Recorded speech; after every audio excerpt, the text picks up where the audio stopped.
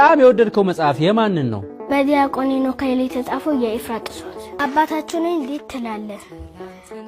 እንደ ልጅ ካልኖርክ እንዴት አባት ትለዋለህ? ሌላውን ጠልተህ ራስ ወዳድ ከሆንክ እንዴት አባታችን ብለህ በአንድነት ትጠራዋለህ?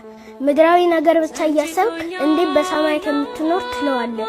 ልብ ከርሱ ርቆ በአንደበት ብቻ እየጠራው ስም ይቀደስ እንዴት ትለዋለህ?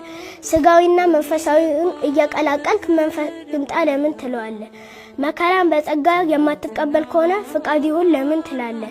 ለራስ ወድ እንጂ ለተራቡ ግድ የማይሰጥ ከሆነ ለምን እንጀራችንን ስጠን ትላለህ? በወንድም ላይ ቂም ይዘህ እኛም የበደሉንን ይቅር እንደምንል እንዴት ትላለህ? የኃጢአትን አጋጣሚዎች ሳትሸሽ ወደ ፈተና ታግባ እንዴት ትላለህ? ክፉን ለመቃወም አንዳች ሳታረግ ከክፉ አድነን እንዴት ትላለህ? ጸሎቱን ከልብ ሳትሰማው እንዴት አሜን ትላለህ? ሰዶምን አልተውኩም